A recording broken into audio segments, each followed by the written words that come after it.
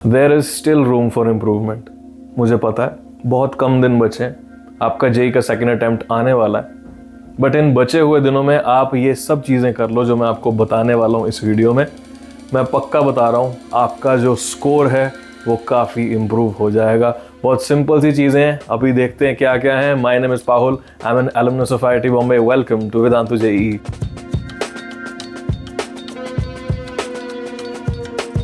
जाहिर सी बात है कि इस समय क्वेश्चन सॉल्व करना बहुत ज़्यादा ज़रूरी है। जितनी प्रैक्टिस आप करोगे उतने ही ज़्यादा आपके नंबर आने वाले जेई में। सिंपल सा फॉर्मूला है। अब क्वेश्चंस किस तरह सॉल्व करने हैं वो इन आखिरी दिनों में बहुत ज़्यादा ज़रूरी है।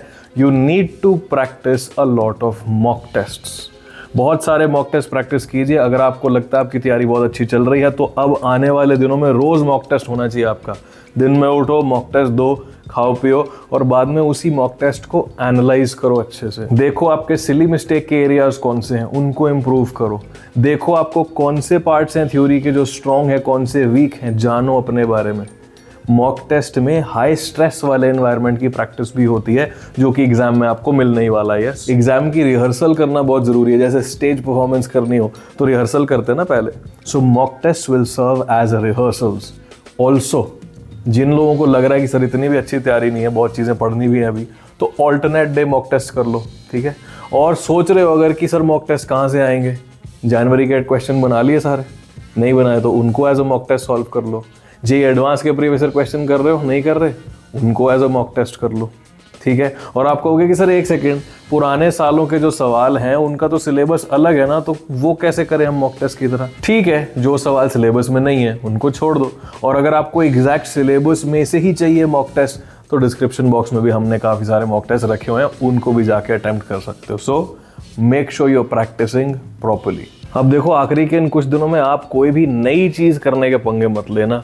जो आपकी ऑलरेडी स्ट्रेंथ है उसको और स्ट्रॉन्ग कर लो, और जो आपकी वीकनेसेस हैं उनको अब भूल जाओ।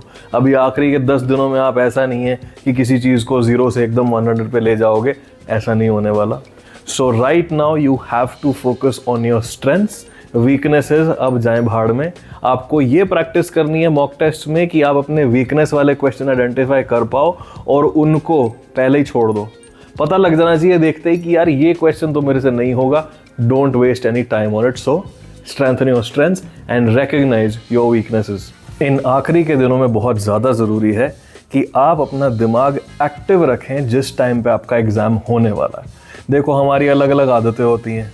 हम में से कई रात को जाग के पढ़ना पसंद करते हैं, हम में से कई बहुत जल्दी सुबह उठ जाते हैं फिर पढ़ना पसंद करते हैं। We have to make sure कि जिस एग्जैक्ट टाइम पे आपका पेपर होने वाला है उस टाइम आपका दिमाग चलता रहे। अब शिफ्ट की डिटेल जब आएगी तब आएगी, बट अपन ने अभी क्या इंश्योर करना है कि morning shift and evening shift दोनों टाइम पे आपका दिमाग चालू रहे। तो उन टाइम्स पे उठ के फ्रेश होके पढ़ना तो बहुत ज़्यादा ज़रूरी है। और जैसे ही आपको इंटीमेशन आ जाएगी कि आपका एग्जैक्टली क्या शिफ्ट है तो फिर उस टाइम पे रोज़ आपका दिमाग बेस्ट परफॉर्मेंस मोड में होना चाहिए। अब बारी आती है सबसे ज़रूरी चीज़ की। The most important thing right now to ensure your best performance in the examination is your confidence। आप जितने ज़्यादा कॉन्फिडेंट रहेंगे उतना अच्छा परफॉर्म करके आएंगे एग्ज़ाम में, क्योंकि जब कॉन्फिडेंस लो होता है आप एग्ज़ाम में जाओगे, 4 क्वेश्चन देखोगे, कंफ्यूज हो जाओगे, नर्वस हो जाओगे, सारा पेपर डुबा आओगे। बट अगर आप एग्ज़ाम में कॉन्फिडेंट होके जाते हो then you know what will happen, you will go with a positive spirit in the examination। आप हर क्वेश्चन को पढ़ोगे और उससे लड़ोगे कि भाई तेरे को तो सॉल्व करके रहूँगा, नंबर ला के रहूँगा। वो एटीट्यूड, वो कॉन्फिडेंस बहुत ज़्यादा ज़रूरी है। Positive vibe will definitely help you in the examination। तो इसके लिए करना क्या मैं वो बता देता हूँ। एक बहुत ही weird सा बट बहुत ही यूजफुल सा हैक है, ट्राई करना।